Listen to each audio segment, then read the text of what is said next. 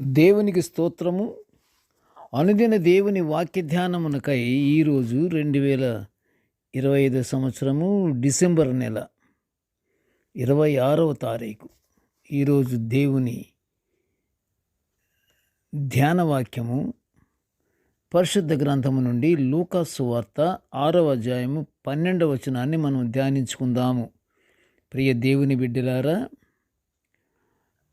ప్రభువు నామమున మీ అందరికీ శుభములు, దీవెనలు కలుగునుగాక.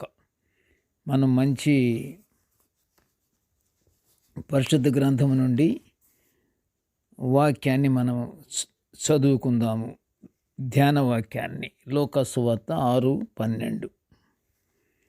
ఆ దినముల యందు ఆయన ప్రార్థన చేయుటకు కొండకు వెళ్ళి దేవుని ప్రార్థించుట యందు రాత్రి గడిపెను.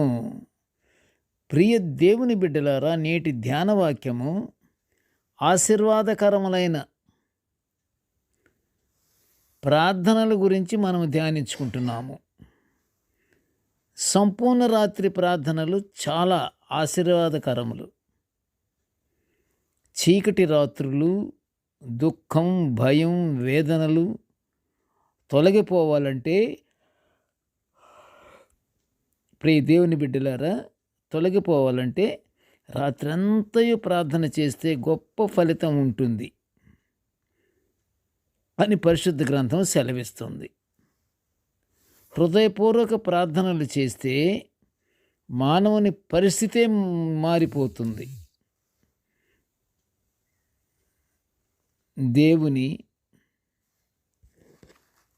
ప్రియ దేవుని బిడ్డలారా, దేవునికి లోబడి జీవిస్తుంటే దేవుడు తప్పకుండా మన ప్రార్థన వింటాడు.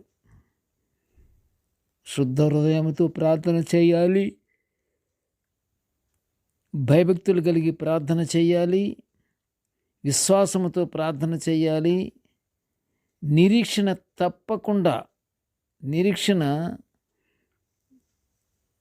దారి మళ్లించకుండా ఆ నిరీక్షణను పట్టుకొని నిరీక్షణతో ప్రార్థనలు చెయ్యాలి.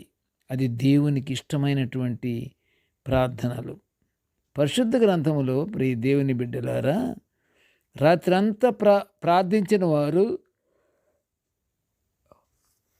యేసుక్రీస్తు ప్రభువు, యాకోబు మరియు సమూయేలు, వీరి గురించి మనము పరిశుద్ధ గ్రంథములో చూస్తున్నాము. రాత్రంతా ప్రార్థించిన వారు. విరోధుల ఆగ్రహానికి గురవుతున్న దినాలలో యేసు కొండకు వెళ్ళి రాత్రంతయు ప్రార్థిస్తున్నట్టు లూకా సువార్త 6వ అధ్యాయం 12లో మనము చూస్తున్నాము. నేటి ధ్యాన వాక్యములో యాకోబుతో ఒక నరుడు తెల్లవారు వరకు పోరాడి, తెల్లవారుచున్నది, నన్ను పోనివయ్యా అని అడుగగా,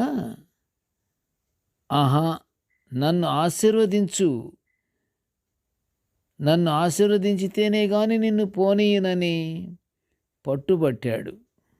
ఆ నరుడు ఎవరయ్యంటే, ఆ నరుడు యాకోబుతో, నీవు దేవునితోనూ మనుషులతోనూ పోరాడి గెలిచావయ్యా, నీవు ఇక మీదట ఇశ్రాయేలుగా నీవు పిలువబడతావని చెప్పి యాకోబుని ఆశీర్వదించాడు. రాత్రంతా దేవునితో పెనుగులాడిన యాకోబు ఆశీర్వాదం పొందుకున్నట్లు ఆదికాండము 32వ అధ్యాయం 24లో మనం చూస్తున్నాము. సమూయేలుకు దేవుని వాక్కు ప్రత్యక్షమై, సౌలు నన్ను అనుసరింపక వెనుక తీసి ఉన్నాడు, అతన్ని రాజుగా చేసినందున దేవుడు పశ్చాత్తాపపడిన వాక్కు సమూయేలు విని రాత్రంతయు దేవునికి మొరపెట్టి సౌలునేమో ఒక పక్క వెదకి దేవుని కోపాన్ని సౌలుకు వివరించాడు. దేవుని కోపాన్ని సౌలుకి వివరించాడు. ఎవరు? సమూయేలు.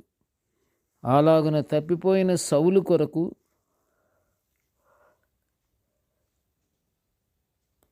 ప్రియ దేవుని బిడ్డలారా, అలాగున తప్పిపోయిన సౌలు కొరకు రాత్రంతా సమూయేలు పరితపించాడు.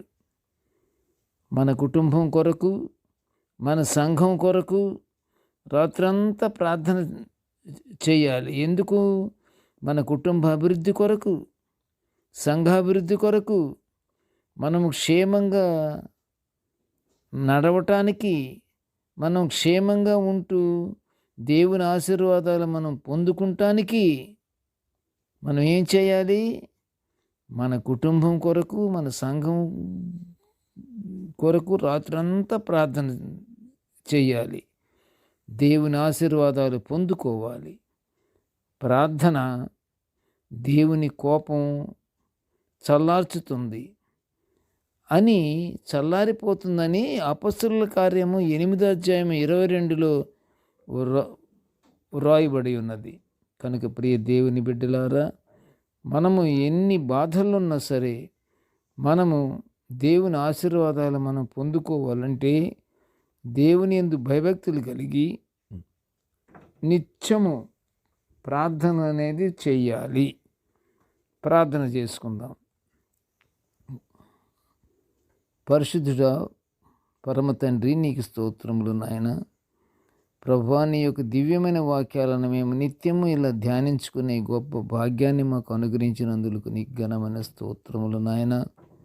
తండ్రి, నీ దివ్యమైన వాక్యాలను మేము ఇలా నాయన అనేక రకాలుగా ప్రతి ఒక్కరికి దేవా మేము తెలిసేటట్లుగాను, అందరూ మాతో కలిసి నిన్ను ధ్యానించుకునే ఈ గొప్ప భాగ్యాన్ని మాకు అనుగ్రహించినందుకు నీకు ఘనమైన స్తోత్రములు నాయన. నేటి ధ్యాన వాక్యాన్ని వినుచున్న ప్రతి బిడ్డను ఆశీర్వదించయ్యా.